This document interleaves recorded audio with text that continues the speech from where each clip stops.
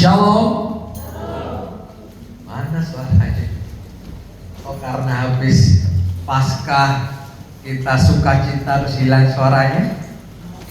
Shalom. Nah, begitu saudara. Itu adalah orang-orang yang diberikan kekuatan di dalam roh. Walaupun momennya habis kebangkitan, rupanya kecapean sehingga hari ini banyak bangku yang kosong. Saudara, nggak mempengaruhi iman kita, nggak mempengaruhi setiap keyakinan kita. Kita akan tetap maju, kita akan tetap semangat, kita akan tetap kuat di dalam menghadapi setiap tantangan dan persoalan hidup ini. Itulah sebabnya biarlah hari ini kita boleh diberikan satu kebenaran yang akan memberikan kekuatan kepada kita. Saudara, satu bangunan yang kokoh, sekokoh apapun itu, tatkala terjadi gempa bumi, bangunan itu pun juga akan mengalami goyang. Sebesar apapun kapal di tengah laut, kalau keterjang ombak dan angin yang besar, pasti akan bergoyang. Tetapi ada satu perbedaan antara bangunan yang kokoh dengan bangunan yang tidak, antara kapal yang besar dan kapal yang kecil dalam menghadapi badai. Pasti yang membedakan adalah kapal itu tenggelam enggak, bangunan itu roboh enggak. Nah, kalau bangunan itu enggak kuat, maka bangunan itu akan menjadi roboh. Kalau kapalnya itu kecil dengan gelombang yang besar, pasti kapal itu akan tenggelam. Demikian juga iman kita. Kalau kita memiliki iman yang kuat, iman yang kokoh, maka sebesar apapun tantangan di dalam hidup kita, sebesar apapun persoalan kesulitan di depan kita, itu kita akan tetap kuat, tetap kokoh. Karena apa? Karena iman kita kuat. Tergantung iman kita. Kalau iman kita kecil, ya, seringkali akan mengeluh dan jatuh. Makanya firman Tuhan hari ini saya berikan tema tetap kuat saat iman diuji. Jadi tetap kuat saat iman kita diuji. Kita gak akan pernah melihat iman kita sampai di mana. Kita gak akan pernah melihat pertumbuhan iman kita. Kita tidak akan pernah melihat peningkatan iman kita kalau tidak ada ujian, kalau tidak ada tantangan, kalau tidak ada persoalan. Makanya yang dapat membedakan persoalan-persoalan yang terjadi dalam diri kita itu adalah di tingkat iman keyakinan kita kepada Tuhan. Maka ujian sebesar apapun kalau kita melekat dengan Tuhan, sebesar apapun kalau kita mengalami pertumbuhan iman kita, maka kita akan tetap kokoh dan kuat karena ada tangan Tuhan yang memegang kita. Tetap kuat saat iman diuji. Jadi kuat berarti tetap teguh, gak goyang. Ini kreatif. Ada saya kasih mentahnya aja, anak-anak muda langsung dikasih gambar-gambar, inspiratif. Saya tak kasih sendiri, sekarang tak kasih mentahnya, baru mereka kasih gambar-gambar. Nah, tetap melekat dengan Tuhan. Kuat berarti teguh, gak tergoyahkan. Bagaikan pohon itu yang terus mengalami akar yang kuat, akar yang kuat, akar yang kuat. Makanya iman orang Kristen itu diumpamakan seperti pohon kurma yang tumbuh di padang belantara, yang tumbuh di padang pasir. Kali perumpamaan ini disampaikan tatkala orang menanam pohon kurma, biji kurma itu ditanam, ditimbun oleh batu. Sejak awal dia menghadapi persoalan. Sejak dia mau bersemi, saat dia mau bertunas, itu sudah menghadapi persoalan. Waktu mau bertunas, tidak kuat, karena ada batu yang menindih. Tetap teguh mengembangkan akal.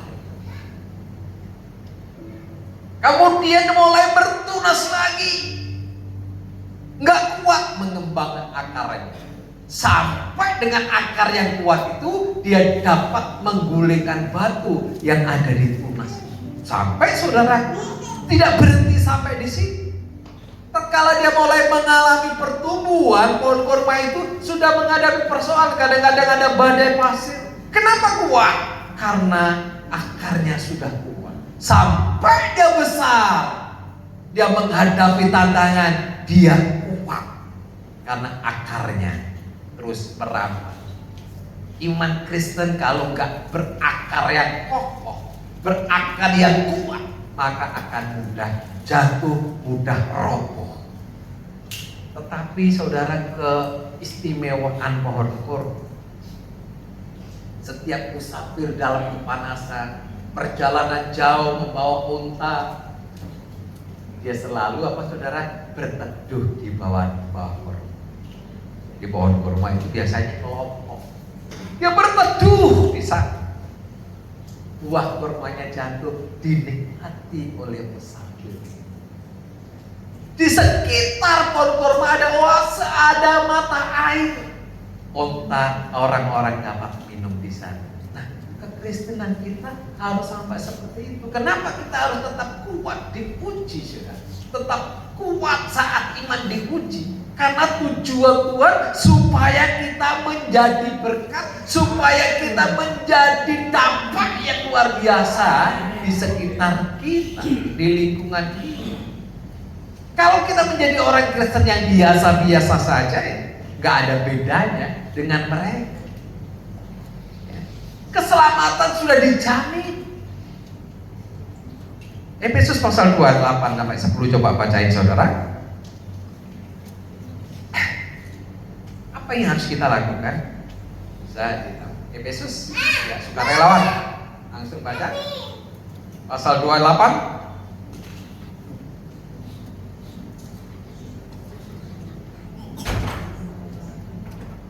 Tidak ada sukarelawan, aku cari sendiri. Efesus 2 ayat 8. Ya. Begini firman Tuhan, sebab karena kasih karunia kamu, Karena kasih karunia, terus kamu diselamatkan, terus, oleh iman, ya, itu bukan hasil usahamu, tetapi pemberian. Keselamatan sudah selesai. Itu iman, itu bukan hasil perbuatan kita, bukan hasil karya kita, tetapi itu pemberian Allah. 9 sampai 10. Ayat 9, itu bukan hasil pekerjaanmu. Jangan ada orang yang memegahkan diri.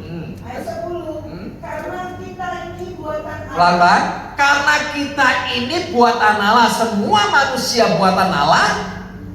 Terus Diciptakan dalam Kristus. ada yang khusus di dalam diri kita. Kita diciptakan secara khusus di dalam Kristus. Untuk apa di sana? Untuk melakukan pekerjaan baik, Ya. yang dipersiapkan Allah sebelumnya. Iya. Ia mau supaya kita hidup di dalamnya. Supaya kita hidup di dalamnya. Jadi kita diciptakan khusus di dalam Kristus. Kita diciptakan dalam ciptaan baru, hidup yang baru, manusia baru, dengan tujuan untuk kita melakukan perbuatan baik yang sudah disiapkan oleh Tuhan sebelumnya. Sehingga seperti pohon kurma tadi menjadi berkat membawa dampak dan dapat dinikmati oleh semua. Jangan tatkala kita menjadi orang Kristen, dengan tetangga kita nggak cocok. Kesaksiannya tetangga nggak senang dengan kita, itu bukan salah mereka. Tetapi bagaimana kita membawa hidup untuk menjadi dampak pada mereka. Wah, Pak, dia suka ngomongin saya. Berarti kita belum membawa dampak. Tapi orang yang membawa dampak, dia akan mengalami kekristenan. Itu kalau kekristenan kita sudah teruji. Dia tetap tangguh, tetap teguh, tidak berubah, gak berubah-ubah. Yesus saja gak berubah. Artinya keyakinan kita, iman kita, kesungguhan kita, konsisten kita itu gak berubah kepada Tuhan semakin hari semakin dekat, dan tetap komitmen walaupun menghadapi kesulitan. Komitmen walaupun menghadapi kesulitan. Saudara, persoalan itu bukan hanya waktu tekanan-tekanan datang. Kita bisa komitmen mungkin tatkala tekanan-tekanan datang kita tetap cinta Tuhan. Tapi zona nyaman, tatkala berkat mengalir, itu bisa melupakan Tuhan. Iya gak?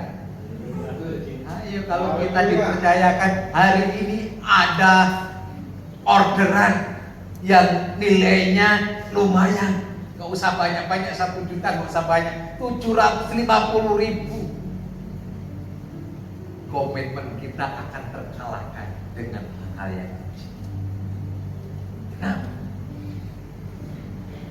Iman kita belum teruji.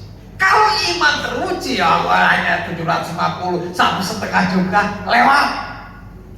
Kenapa? Iman kita tangguh, iman kita tahan uji. Makanya persoalan yang terjadi bukan hanya kesulitan. Tatkala kita diuji iman kita, bukan tatkala kita menghadapi kesulitan saja. Memang lebih banyak seperti itu. Tetapi tatkala kita dalam zona nyaman, tatkala kita diperhadapkan dengan berkat-berkat, banyak hal yang terjadi. Tatkala kita menderita, sungguh-sungguh sama Tuhan, kita memulihin asal Tuhan. Kalau Kau memberkati aku mobil, aku akan jemput seluruh jemaat, jemput sekolah minggu. Pernah terjadi seperti itu. Kalau aku diberkati mobil, aku jemput sekolah minggu. Setelah diberkati mobil, ya beberapa kali ini ya jemput sekolah minggu. Waduh, rugi dong Pak, bensinnya yang macam-macam. Akhirnya memang bangkrut lagi. Akhirnya dijual dan dia tidak punya. Akhirnya tinggal 1 sepeda, itu pun sepeda kayu. Makanya kalau sudah komitmen, kalau sudah bernasar, ya jangan lupakan itu. Kita harus menggenapi nasar itu. Jadi katakan, jadi kuat bukan sekedar ucapan, tetapi dapat dilihat dari sikap hati kita, keputusan kita, maupun tindakan. Nah, jadi kita dapat lihat kuat itu, saudara, dilihat dari sikap hati kita, keputusan kita, maupun tindakan. Kita akan baca ayat firman Tuhannya di dalam Markus pasal 14, 26 sampai 31. Di depan ada, kalau bisa baca, kalau enggak saudara bisa lihat di Alkitab elektronikmu, dan kita akan baca bergantian. Saya akan baca ayat yang genap, Bapak Ibu baca yang ganjil, dan ayat 31 kita akan baca bersama-sama. Sesudah mereka menyanyikan nyanyian pujian, pergilah mereka ke Bukit Zaitun. Lalu Yesus berkata kepada mereka, kamu semua ada perjanjianmu, sebab ada tertulis, aku akan memukul kepala dan akan mencapai. Akan tetapi sesudah aku bangkit, aku akan mendahului ke Galilea. Kata Yesus padanya, biarpun mereka semua berucap dimana, aku tidak.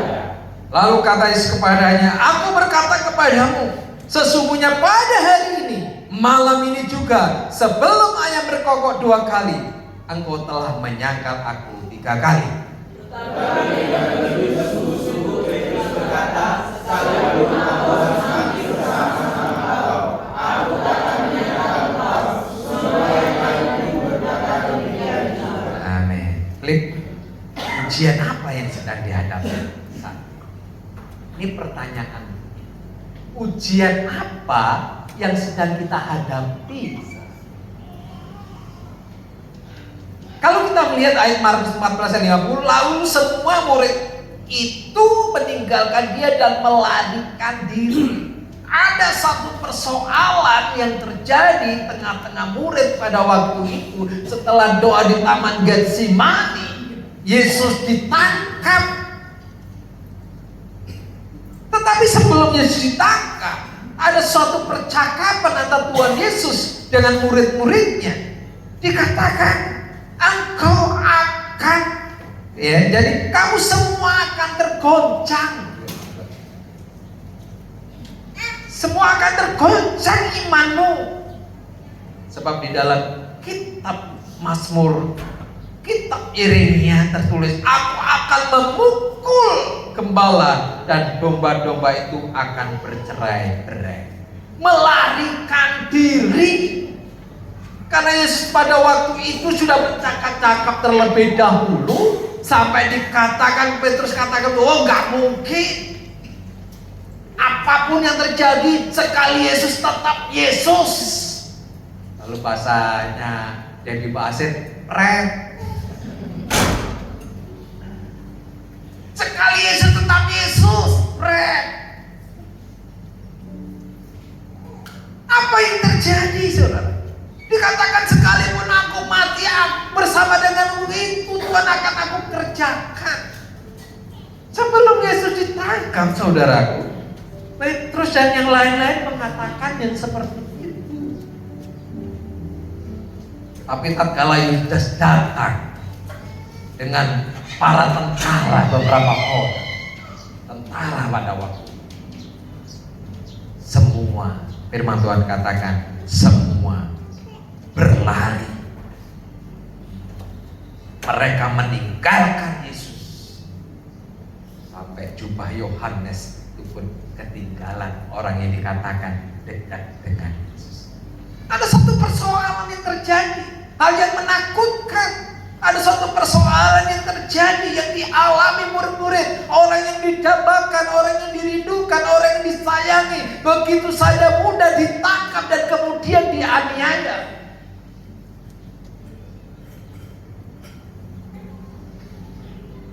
Ada satu persoalan yang terjadi.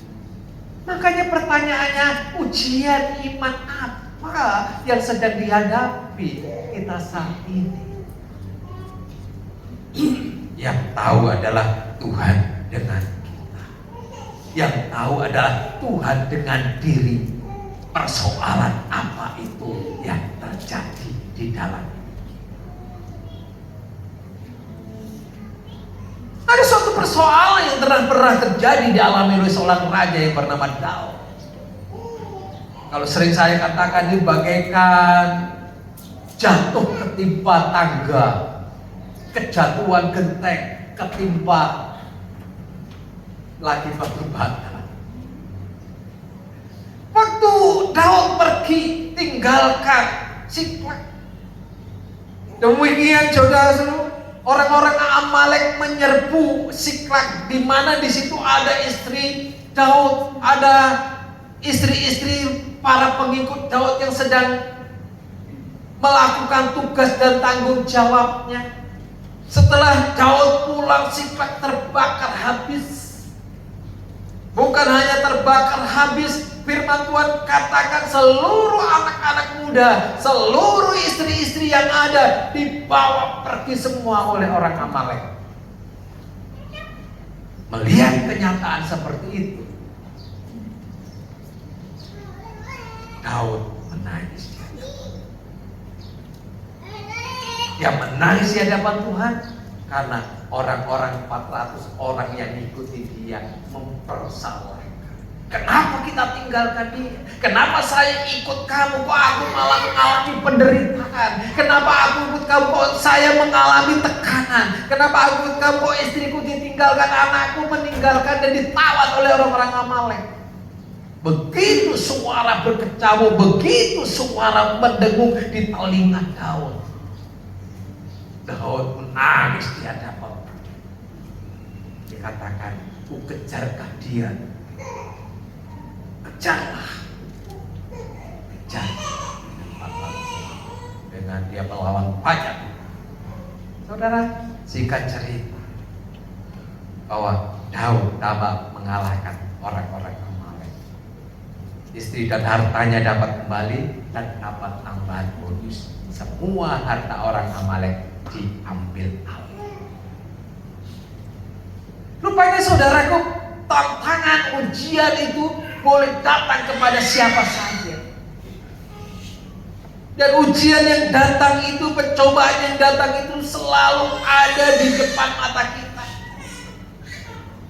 Dan selalu menghadap perjalanan iman kita. Pertanyaan, masih kuat gak iman kita? Masih teguh gak iman kita? Kalau kita hanya dapat memandang persoalan itu, kita hanya melihat tekanan itu, kita hanya melihat sesuatu yang terjadi, saudara, maka kita akan pernah bangkit. Kita nggak pernah bangkit. Kita nggak pernah menikmati bagaimana cara Tuhan mengerjakan perkara yang luar biasa itu. Pengkhotbah katakan, terang itu baik kalau ada gelap. Kalau hidupmu terang terus, tidak ada gelap. Terang itu biasa. Tetapi terang itu baik kalau ada gelap. Pertolongan Tuhan itu akan dapat terasa. Pertolongan Tuhan itu akan dapat kita nikmati. Pertolongan Tuhan itu dapat kita rasakan kalau kita sedang menghadapi satu persoalan. Waktu istri saya sakit, dan sakitnya bukan sehari dua hari,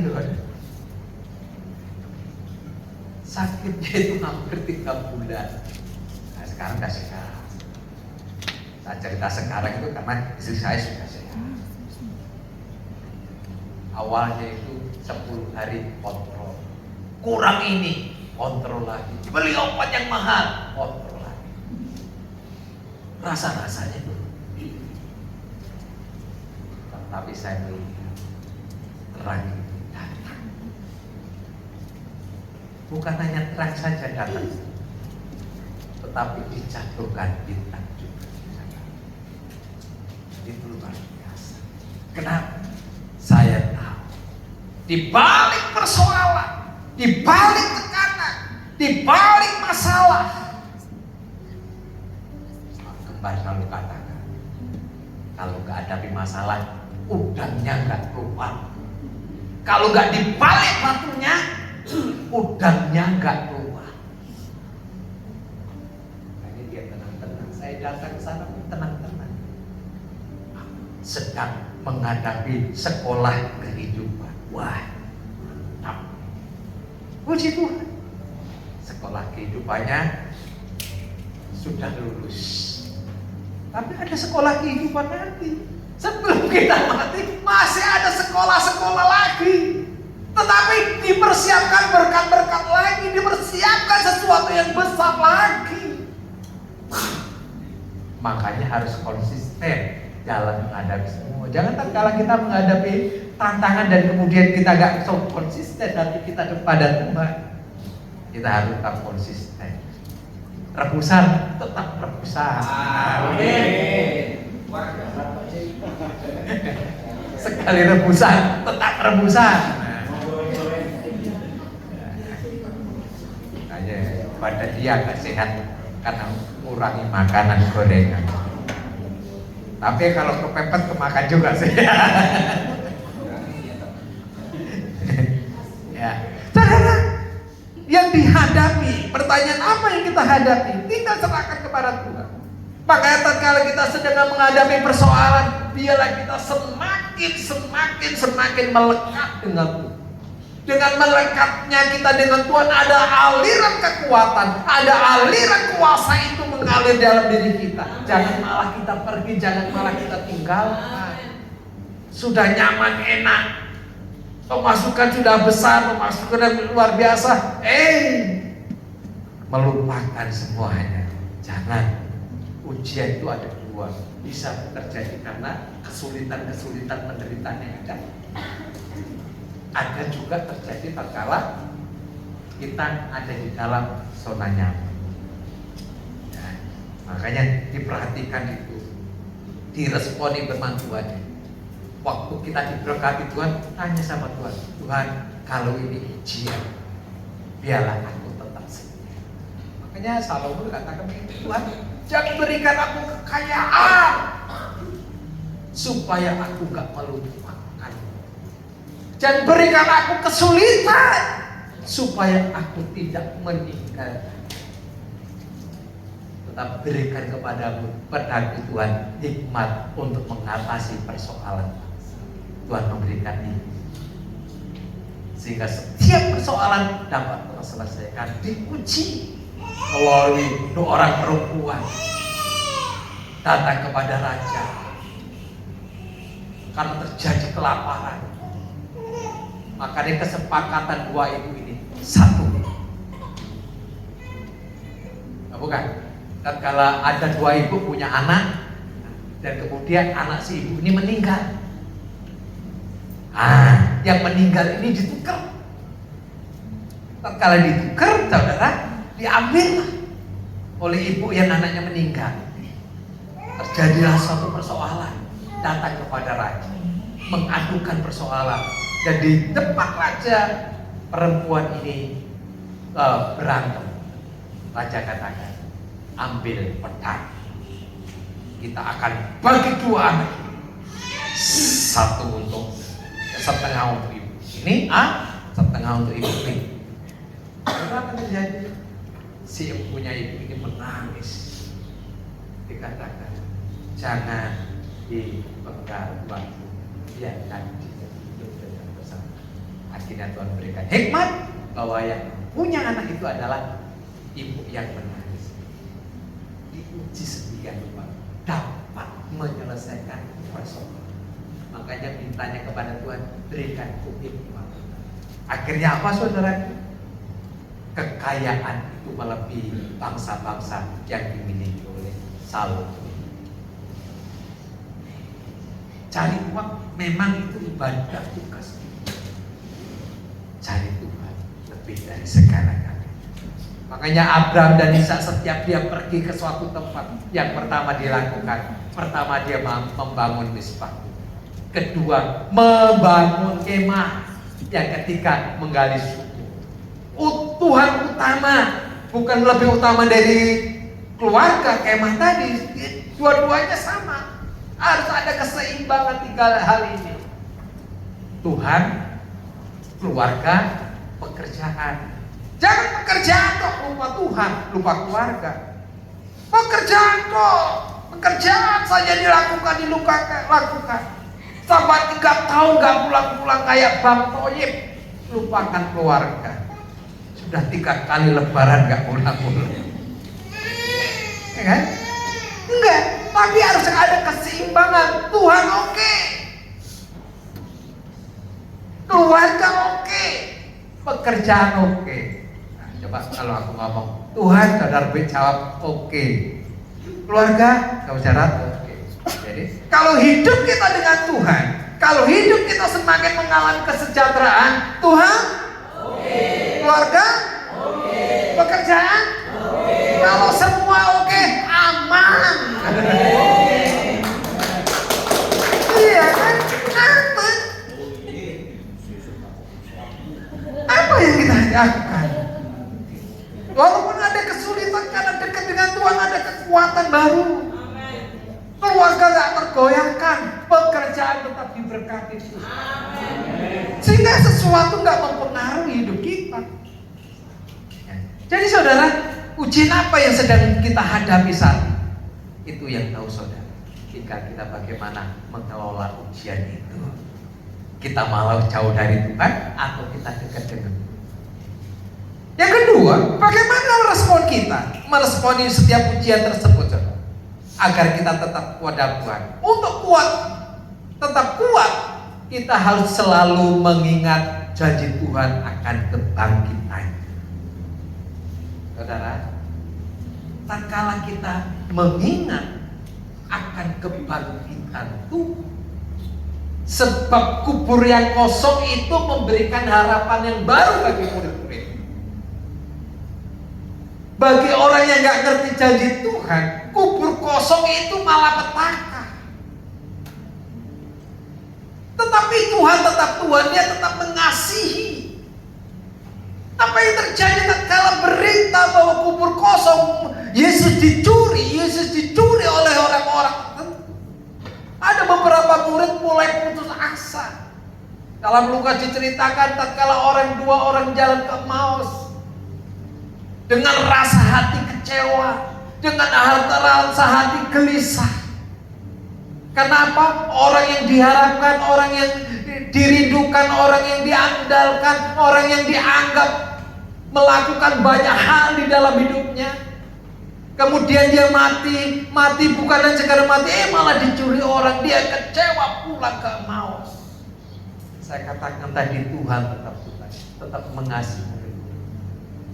Yesus menampakkan diri kepada dua orang yang jalan. Dia cerita sampai seolah-olah Tuhan Yesus gak tahu berita yang terjadi di Yerusalem. Tetapi tatkala dia duduk, Yesus mulai cerita tentang firman Tuhan. Yesus mulai cerita tentang janjinya. Yesus mulai cerita tentang kebangkitannya. Mata mereka tercelik, terbuka.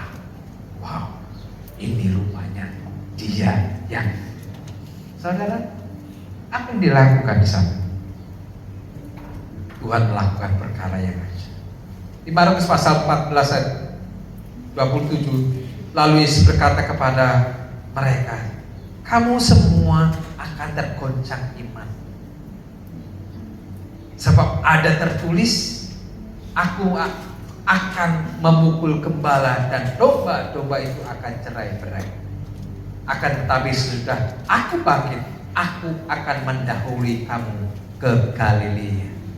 Sebelum Yesus mati, sebelum Yesus menderita, sebelum Yesus mati di kayu salib, Yesus itu sudah cerita, sudah sampaikan, imanmu akan goncang, tetapi aku akan bangkit.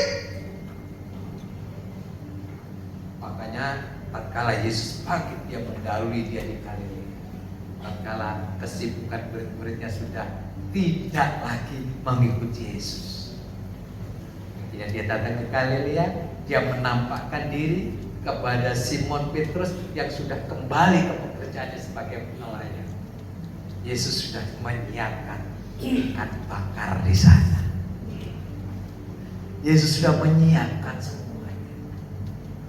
Jadi saudara, mengingat janji Tuhan adalah kita dapat meresponi setiap ujian yang datang kepada kita. Bahwa ujian yang datang kita itu hanya sementara, hanya sebentar. Kecuali respon kita gak ingat janji Tuhan, maka akan terjadi keluhan-keluhan yang terjadi dalam diri kita. Sehingga kita katakan, benar gak sih Tuhan ini? Benar gak sih Tuhan ini? Benar gak sih Tuhan itu berkuasa? Benar gak Tuhan itu ada di sampingku? Benar gak? Kita akan mereka-reka. Sehingga yang terjadi adalah kesalahan yang ada. Makanya tatkala kita selalu diingatkan janji Tuhan, persoalanmu akan mudah terselesaikan. Karena apa? Ingat janji Tuhan. Yosua menghadapi tantangan. Yosua dan Kaleb menghadapi 10 pengintai. Sama-sama pengintai. Kalau dasarnya Yosua itu adalah apa yang dilihat. Kalau yang dilihat Yosua dasarnya itu kenyataan, Yosua akan sama seperti 10 pengikut. Tetapi perjalanan Yosua itu didasari dengan janji bahwa seluruh negeri ini akan kuberikan kepadamu dan kau akan menaklukkan orang-orang yang di dalam. Saudara, itu dasar. Yosua katakan dan berani katakan, penduduk itu bagaikan belalang di depan kita. 10 pengintai bagaimana? Kita bagaikan belalang di depan mereka. Tetapi Yosua katakan berbalik. Iman itu selalu berbalik dari pikiran kita. Ya. Sangat bertolak belakang. Imannya sembuh, pikiran kita sakit. Iman kita diberkati Tuhan, pikiran kita mana mungkin. Pekerjaan kita akan dilimpahkan dengan berkat Tuhan, pikiran kita situasinya sulit. Kita akan menjadi berkat bagi banyak orang. Bagaimana menjadi berkat kalau masa peperangan itu terus berlanjut? Selat Hormuz itu tetap ditutup sehingga nantinya BBM naik, pesawat sudah naik. Memang pesawat naik, harga minyaknya, arusnya itu naik. Saudara, kita akan dibingungkan dengan hal seperti itu. Tetapi kalau kita mengingat janji Tuhan, kita mengingat segala sesuatu yang difirmankan, Dia datang mendahului kita. Artinya Dia sudah menyiapkan sesuatu yang menjadi kebutuhan.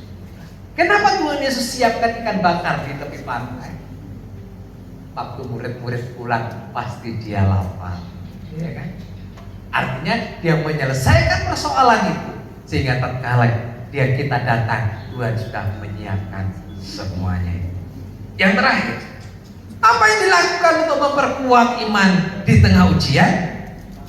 Yaitu berbalik kembali pada Tuhan. Berbalik kembali ke Yerusalem seperti 2 orang ke Emmaus tadi.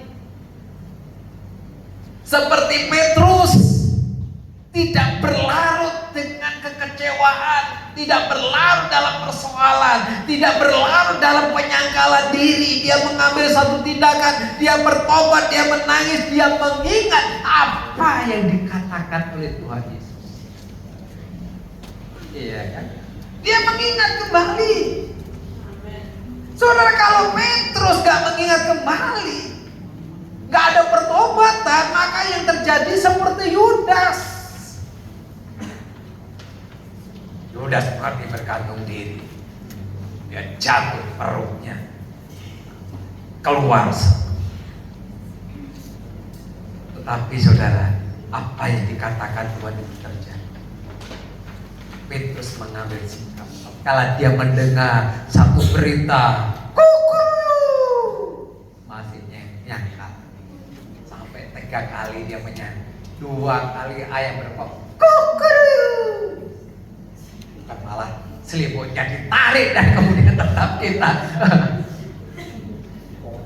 Dia bangkit, dia menangis, dia dapat Tuhan, dia bertobat, dia kembali kepada Tuhan. Dan kita melihat akhirnya Petrus adalah orang yang memiliki kekuatan yang dasar, kekuatan. Karena apa? Karena dia berbalik, dia kembali kepada Tuhan.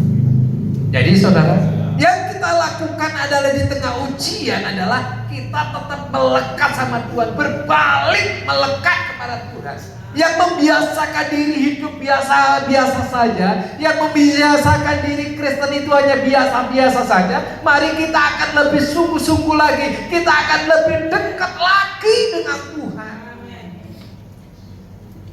Hanya di hari Selasa itu jam-jam doa akan semakin diantusias, semakin diminati oleh jemaat. Karena apa?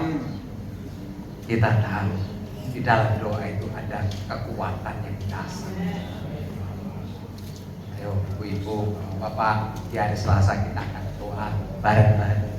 Kita akan menyembah Tuhan, alirkan kekuatan itu. Kekuatan kita hanya tatkala kita berdoa. Komsel semakin semangat. Walaupun sharingnya dibatasi waktunya, kita tetap semangat. Sehingga komsel kita terlalu lama, sampai setengah 11. Saking ya karena ada makan masalahnya. Tapi mari kita komen. Ya 5 menit lah, nggak usah ditambah-tambah. Paling enggak kita cek sendiri lah. Kalau pendetanya ngingetin nih, sudah 5 menit kan nggak enak. Tapi kalau cek sendiri sudah berapa menit ini? Kalau ini minta tambahan waktu setengah menit, ya minta setengah menit ya tambah. Tinggal sedikit aja ini boleh. Supaya semua bagian dalam sharing firman. Mari Bapak Ibu yang dikasih Tuhan, kita akan kembali di dalam kasih karunia. Inilah firman Tuhan yang dapat saya sampaikan. Silakan memain musik.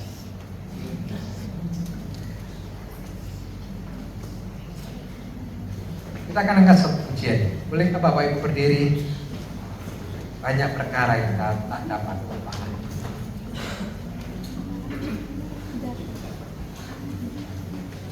Mari siapkan hatimu. Perkara boleh datang kepadamu, tetapi tangan Tuhan yang kuat itu memegang hidup. Biarlah kita akan deklarasikan firman. Jika dengan firman Tuhan yang dideklarasikan, terus akan mengubah hidup.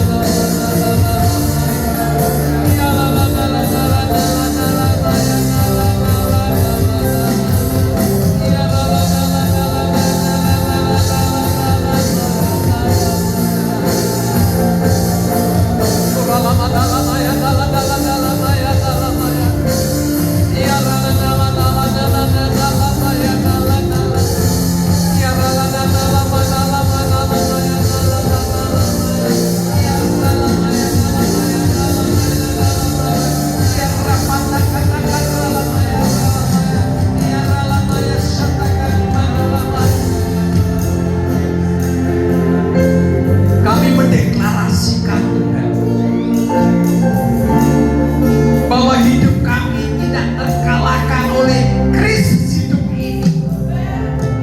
Iman kami tidak terkalahkan oleh persoalan-persoalan yang ada, kesulitan yang terjadi, tantangan yang ada. Iman kami tidak terkalahkan dengan hal itu. Karena hidup kami ada di dalam pemerintahan Kristus. Hidup kami ada di dalam pemerintahan Tuhan. Hidup kami ada di dalam kendali Tuhan. Hidup kami ada di dalam pertolongan Tuhan. Sebesar apapun ujian yang kami lihat adalah janji kebangkitan-Mu. Kami akan menang dengan keadaan yang ada. Kami telah menang dengan segala sesuatu yang kami hadapi. Tidak ada yang dapat memisahkan kasih Kristus. Tidak ada yang dapat memisahkan rencana-Mu di dalam hidup kami. Baik penindasan maupun kesenangan. Kami mendeklarasikan iman ini. Kami adalah orang-orang yang menang, bahkan lebih dari pemenang. Itu terjadi di dalam setiap jemaat-Mu, karena mereka meresponi firman-Mu, mereka hidup di dalam kebenaran-Mu, mereka hidup di dalam kasih-Mu, mereka melekat dengan Kristus, mereka kembali dalam Bapa di surga, hidup antusias, semangat di dalam Tuhan. Dan itu terjadi di dalam kehidupan jemaat-Mu di Brigtur. Sebagai jemaat di Brigtur dan jemaat yang diberkati Tuhan, berkat antusias terjadi atas hidup mereka. Mereka memiliki iman-iman yang kokoh. Jemaat Brigtur adalah memiliki iman yang kuat, memiliki semangat akan Tuhan luar biasa, sehingga tantangan apapun gak menggoyahkan iman mereka. Iman mereka semakin hari semakin mengalami pertumbuhan, dan itu terjadi bagi setiap anak-anak. Kami bersyukur Bapa, buat kasih dan setia, buat kuasa dan buat berkat-berkat. Kami bersyukur Bapa.